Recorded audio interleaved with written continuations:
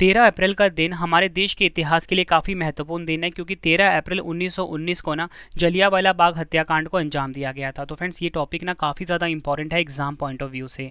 तो फ्रेंड्स, आज की वीडियो में आप सभी के लिए मैं जलियांवाला बाग हत्याकांड 1919 से रिलेटेड मोस्ट इंपॉर्टेंट क्वेश्चन इस वीडियो में लेकर आया हूँ। फ्रेंड्स, अगर आप ये पूरा वीडियो देख लेते हो, एग्जाम में आपको बहुत ज़्यादा हेल्प मिलने वाली है मेरी इस वीडियो से। कंप्लीट वीडियो आप सभी के लिए रहने वाली है और आपको कंप्लीट इन्फॉर्मेशन मिल जाएगी जलियांवाला बाग हत्याकांड जो कि 1919 में हुआ था।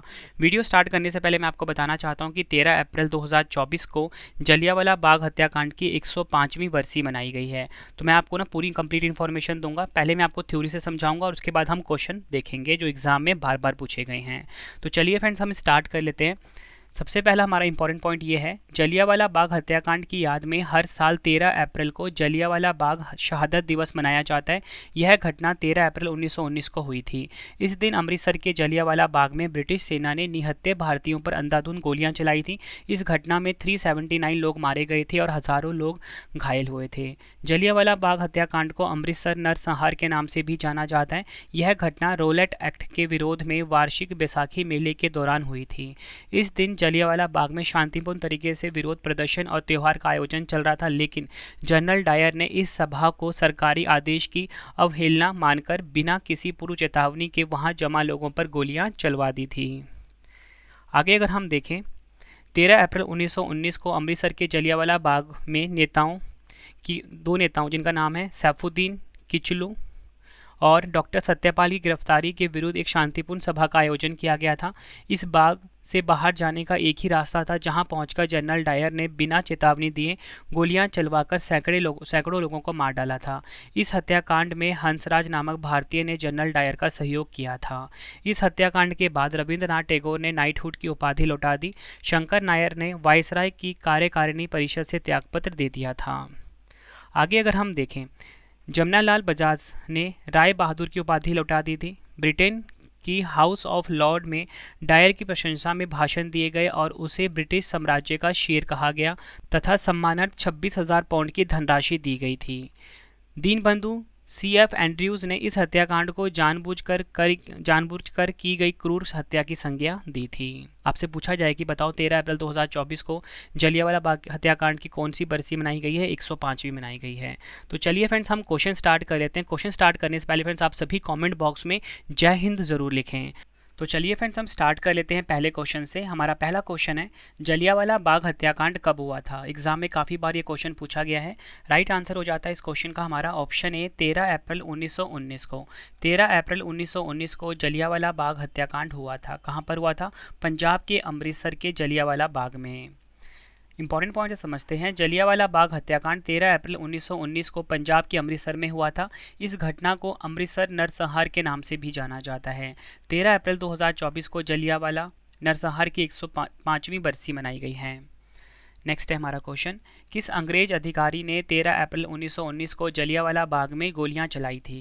राइट आंसर हो जाता है इस क्वेश्चन का हमारा option B, general Dyer. Friends, ये आप फोटो देख रहे हो जनरल डायर की, इसी ने 13 अप्रैल 1919 को जलियांवाला बाग में गोलियां चलाई थी। जनरल डायर का पूरा नाम था Reginald Edward Harry Dyer. Next question, Jallianwala Bagh हत्याकांड की जांच के लिए किस समिति का गठन किया गया था? राइट आंसर हो जाता है इस क्वेश्चन का ऑप्शन ए, हंटर कमेटी। याद रखना है, काफ़ी बार एग्जाम में पूछा गया क्वेश्चन है। जलियांवाला बाग हत्याकांड की जांच के लिए एक हंटर कमेटी का गठन किया गया था। हंटर कमेटी का गठन वर्ष 1919 में हुआ था।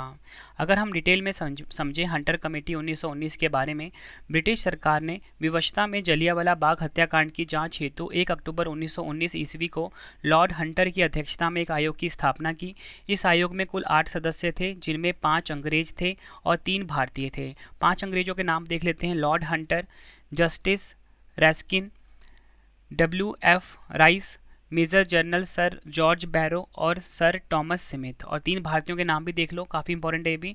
सर चिमनलाल सीतलवाड़, दूसरे हैं साहिबजादा सुल्तान अहमद, तीसरे हैं पंडित जगत नारायण। ये आपको ध्यान रखना है। नेक्स्ट है हमारा क्वेश्चन, जनरल डायर की कमान के दौरान भारत में कौन सा कानून लागू किया गया था? राइट आंसर हो जाता है ऑप्शन सी, सैनिक शासन, या बोल सकते हो मार्शल लॉ। ये SSC CGL में 3 बार क्वेश्चन पूछा गया है, ठीक है। क्वेश्चन है हमारा कि जनरल डायर की कमान के दौरान भारत में कौन सा कानून लागू किया गया था? सैनिक शासन यानी कि मार्शल लॉ। डिटेल में अगर हम समझें, 13 अप्रैल 1919 को जनरल डायर ने सैनिक कानून यानी कि मार्शल लॉ अधिनियम पर हस्ताक्षर किए, जिसमें कहा गया था कि 2 से अधिक लोग एक समूह स्थापित नहीं कर सकते हैं और एक स्थान पर एकत्र नहीं हो सकते हैं। मार्शल लॉ के दौरान जनरल डायर ने वर्ष 1919 में कमान संभाली थी। यह कानून शासन करने वाली शक्तियों के किसी भी संगठित विरोध को प्रतिबंधित करने के लिए पारित किया गया था। तो इसमें से एक क्वेश्चन एग्जाम में और भी पूछा जाता है फ्रेंड्स, कि पूछा ये जाता है कि मार्शल लॉ के दौरान जनरल डायर ने कमान कब संभाली? वर्ष 1919 में। ठीक है, ये भी आपको पता होना चाहिए। और किस तारीख को, मैं आपको बताना चाहता हूँ किस तारीख को हस्ताक्षर हुए, तो वह 13 अप्रैल 1919। ये भी आपको ध्यान रखना है। नेक्स्ट है हमारा क्वेश्चन, ये भी एसएससी में पूछा गया है। निम्नलिखित में से किस ब्रिटिश अधिकारी ने कुख्यात क्रॉलिंग आदेश जारी किया, जिसके अनुसार भारतीयों को एक गली से गुजरने के लिए रेंगकर जाना पड़ता था? राइट आंसर हो जाता है इस क्वेश्चन का ऑप्शन बी, जनरल डायर।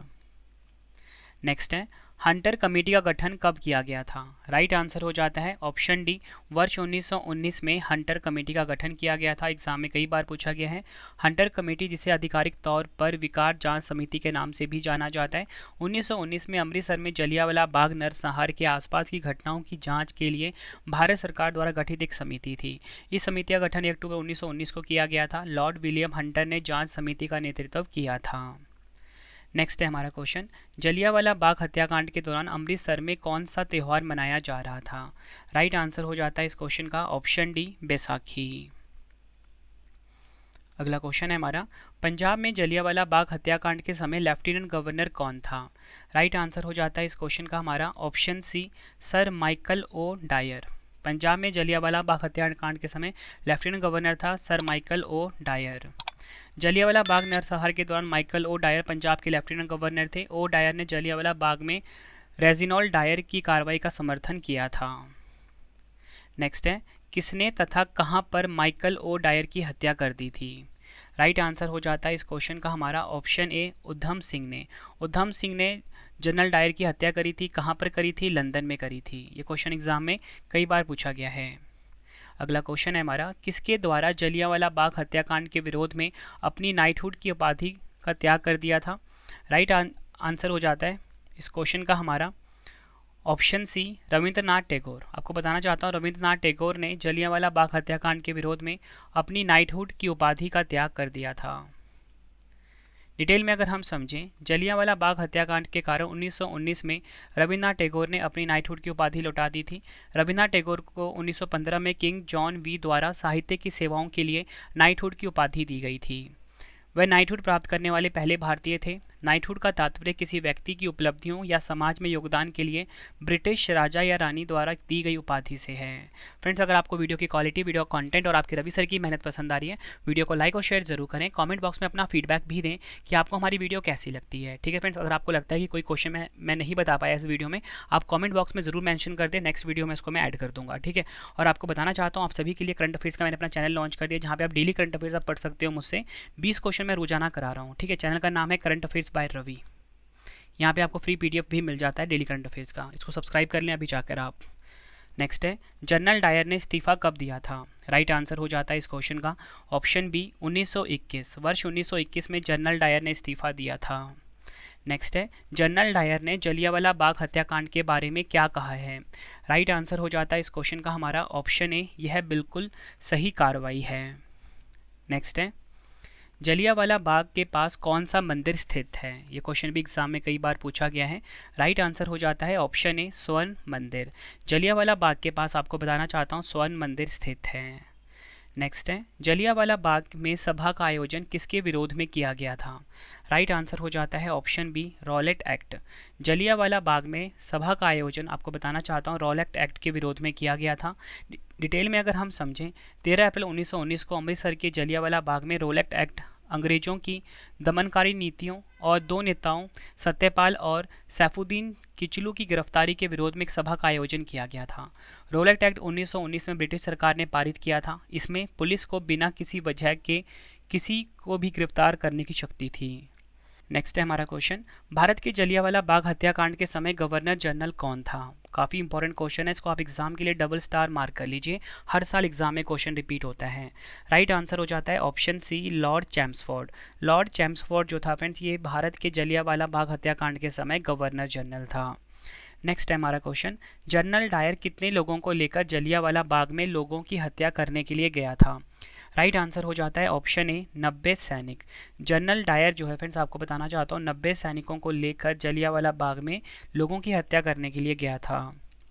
अगला क्वेश्चन, 13 अप्रैल 1919 को जलियांवाला बाग में आयोजित सभा किन दो व्यक्तियों को गिरफ्तार करने के विरोध में आयोजित हुई थी?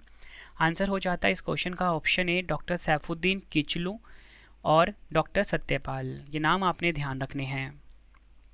नेक्स्ट है हमारा क्वेश्चन, रॉलेट एक्ट के तहत डॉक्टर सैफुद्दीन किचलू तथा डॉक्टर सत्यपाल को कब गिरफ्तार किया गया था?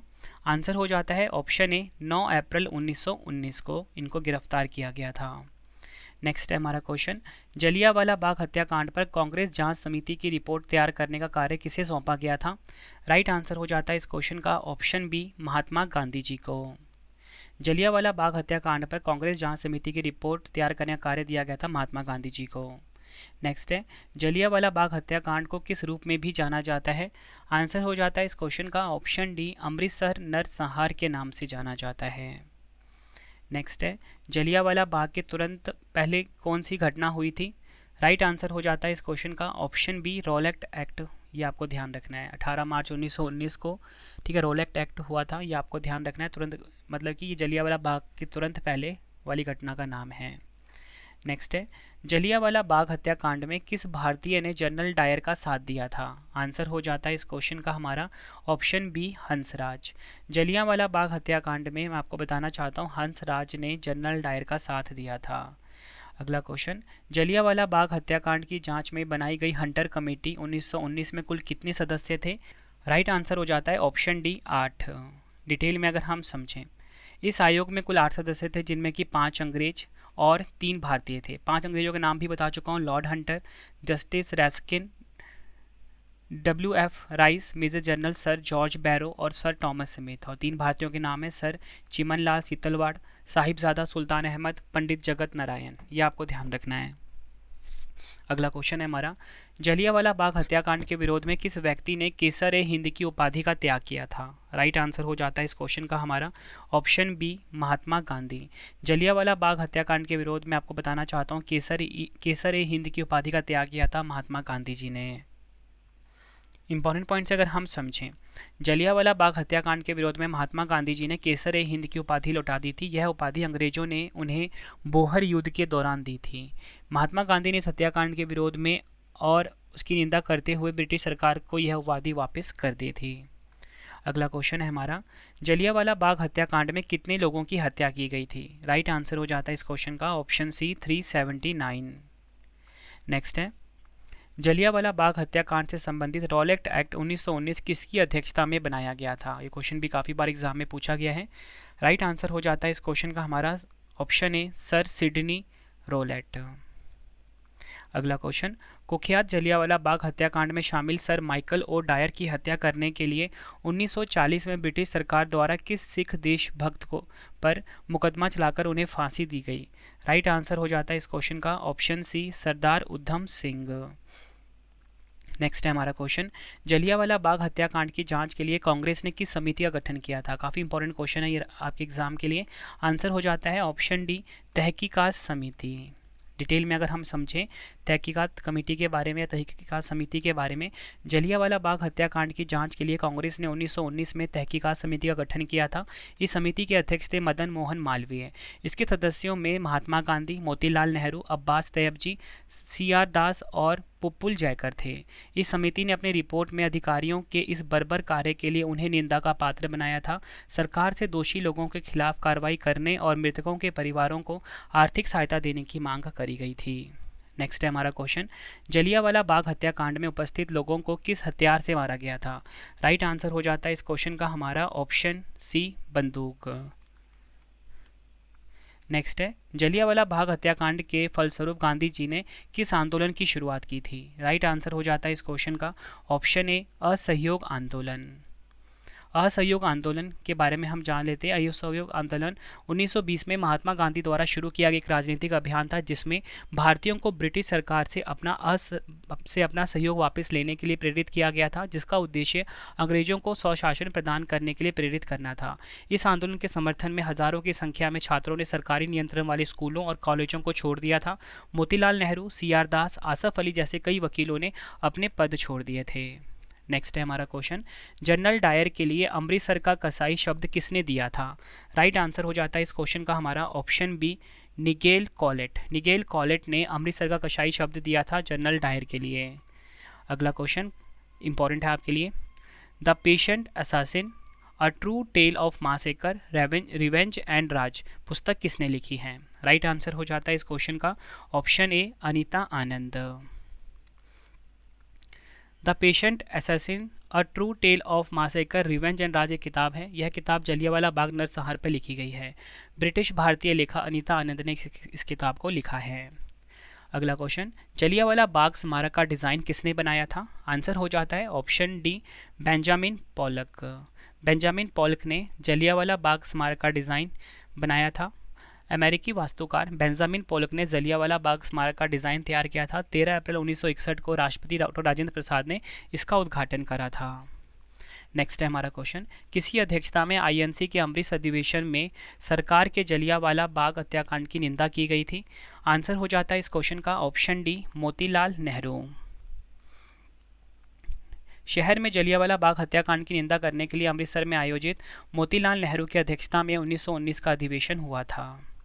आखिरी क्वेश्चन इस वीडियो का, किस प्रसिद्ध भारतीय कवि ने जलियांवाला बाग नरसंहार की याद में जलियांवाला बाग में बसंत नामक कविता की रचना की थी? आंसर हो जाता है ऑप्शन बी, सुभद्रा कुमारी चौहान। यह कविता उनके संकलन बिखरे मोती में शामिल है। फ्रेंड्स, ये वीडियो हो गई है कंप्लीट। आई होप आपको वीडियो से काफ़ी ज़्यादा नॉलेज मिली होगी। अब आपके लिए 2 क्वेश्चन का टेस्ट है, जिसका आंसर आपने कमेंट बॉक्स में देना है। और लास्ट में आपको मैं बताऊंगा कि आपने रवि सर की जो GK की बुक है, जिससे कि आप अपने किसी भी एग्जाम की तैयारी कर सकते हो, उसे आप कैसे बाय कर सकते हो। ठीक है, फिलहाल आप 2 क्वेश्चन का टेस्ट लगा लीजिए। पहला क्वेश्चन है, जलियांवाला बाग हत्याकांड कब हुआ था? 4 ऑप्शन है आपके पास। दूसरा क्वेश्चन है, जलियांवाला बाग हत्याकांड की जांच के लिए किस समिति का गठन किया गया था? 4 ऑप्शन है। दोनों क्वेश्चन का आंसर आपने कमेंट बॉक्स में देना है। वीडियो कैसी लगी है आपने अपना फीडबैक भी जरूर देना है। उम्मीद करता हूँ फ्रेंड्स आपको वीडियो की क्वालिटी, वीडियो का कंटेंट और आपके रवि सर की मेहनत पसंद आई होगी। वीडियो अगर आपको पसंद आई है, वीडियो को लाइक और शेयर जरूर करना फ्रेंड्स। ठीक है, वीडियो हो गई है कंप्लीट। अब आपके लिए इंपॉर्टेंट इन्फॉर्मेशन कि अगर आप किसी भी एग्जाम की तैयारी कर रहे हो, आप अपने रवि सर की GK की बुक, करंट अफेयर्स की बुक बाय कर सकते हो। 2023-24 की आ चुकी है। साथ में ही GK की पॉलिटी, हिस्ट्री, ज्योग्राफी की बुक आपको मिल जाती है। वेबसाइट है www.ravibookspdf.com। इस वेबसाइट पे जाके आप हमारी बुक को बाय करके अपने एग्जाम की तैयारी को बहुत मजबूत बना सकते हो फ्रेंड्स। यकीन मानिए बेस्ट कंटेंट रखा है आपके रवि सर ने। ठीक है, मैं आपको बताना चाहता हूँ फ्रेंड्स, देखो अगर आप ज्योग्राफी पढ़ते हो, अगर आप ज्योग्राफी पढ़ने में आपको अगर 3 से 4 महीने लगते हैं कंप्लीट, अगर आप मेरी बुक को अच्छे से पढ़ लेते हो, आपका ज्योग्राफी ना 3 से 4 दिन में तैयार हो जाएगा। मतलब इस लेवल का हमने क्वालिटी रखी है अपनी बुक्स में। ठीक है, तो चलिए फ्रेंड्स, अब हम मिलते हैं नेक्स्ट वीडियो में। और आपको बताना चाहता हूँ, करंट अफेयर्स अगर आपने डेली पढ़ना है, आप सभी के लिए 20 क्वेश्चन मैं डेली पढ़ा रहा हूँ। Current affairs by Ravi YouTube channel पर, उसे आप ज़रूर सब्सक्राइब कर लें। Current affairs by Ravi. मिलते हैं फ्रेंड्स अब हम नेक्स्ट वीडियो में। ठीक है, thank you and wish you all the best.